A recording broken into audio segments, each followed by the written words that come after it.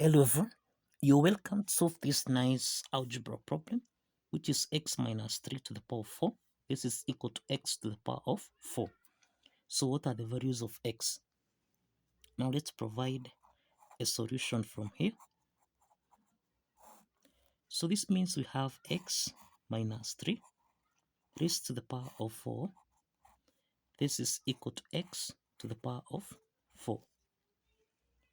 Let's take x to the power of 4 on the left hand side so that we have x minus 3 raised to the power of 4, subtract x to the power of 4. This is equal to 0. X minus 3 to the power of 4. This can be expressed as x minus 3 raised to the power of 2. Then raised to the power of 2 here. Subtract x to the power of 4, which is x to the power of 2 raised to the power of 2. This is equal to 0. This equation here is in the form of a squared minus b squared, which is the difference of two perfect squares that we can express as a plus b multiplied by a minus b. From this equation here, we have a is equal to x minus 3 raised to the power of 2, and we have b is equal to x to the power of 2. So this implies that a plus b equal to 0. This is the same thing as x minus 3 raised to the power of 2, then plus x to the power of 2. This is equal to 0. Let's call this case 1. Then we have a minus b equal to 0. This is x minus 3 raised to the power of 2 minus x to the power of 2. This is equal to 0. Let's call this case 2. Let's start with case 1 from here. So this is x subtract 3 raised to the power of 2, then plus x to the power of 2. This is equal to 0. X minus 3 to the power of 2. This is in the form of a minus b raised to the power of 2, which we can express as a squared plus b squared minus 2ab. Applying this algebraic identity, this means that we have x squared plus 9, then subtract 6x, then plus x to the power of 2. This is equal to 0. So we have x squared plus x squared. This is 2x squared minus 6x plus 9. This is equal to 0. This is a quadratic equation where we have a is equal to 2, b is equal to minus 6, and c is equal to 9. So we can solve for x1, x2 by applying the quadratic formula here, which is minus b plus or minus the square root of b squared minus 4ac, everything here divided by 2 times a. Let's substitute a, b, and c in this formula here so that we have minus times minus 6 plus or minus the square root of minus 6 to the power of 2 minus 4 times a, which is 2, then times c, which is 9, everything here divided by 2 times 2. So this is equal to minus times minus 6. This is 6 plus or minus the square root of minus 6 squared. This is 36.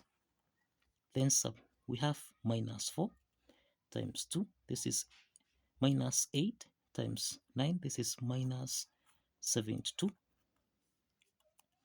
Then divided by 4. So this is equal to 6 plus or minus the square root of 36 minus 72. This is minus 36 divided by 4.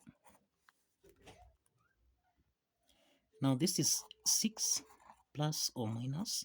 We can express the square root of minus 36 as 36 multiplied by minus 1 divided by 4.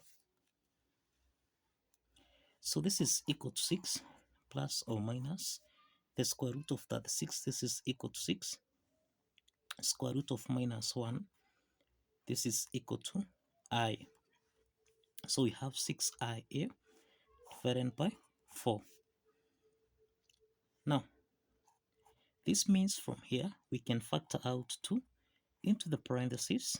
6 divided by 2, this is 3, plus or minus 6I divided by 2, this is 3I divided by 4. So we can simplify here by 2, 1. 4 divided by 2, this is 2. So we have x1, comma x2. This is equal to 3 plus or minus 3I divided by 2. So we find that these are two complex solutions. These are two complex solutions under case 1.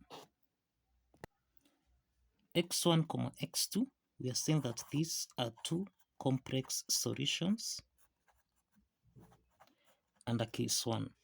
So this means that x1 is equal to 3 over 2 plus 3I over 2. And we have x2 is equal to 3 over 2 minus 3I over 2. Now let's proceed to case 2 from here. Now, in case 2, we have x minus 3 raised to the power of 2. Subtract x to the power of 2. This is equal to 0. Let's expand this equation here so that we have x to the power of 2, then plus 9 minus 6x minus x to the power of 2. This is equal to 0. So this implies that x squared minus x squared, this simplifies so that we have 9 minus 6x. This is equal to 0. Now let's take plus 9 on the right hand side. So this is minus 6x. This is equal to minus 9. So let's divide both sides by minus 6. So that now minus 6 and minus 6 simplifies. So that x is equal to minus and minus simplifies. 9 divided by 3, this is 3. 6 divided by 3, this is 2. So we have x is equal to 3 over 2.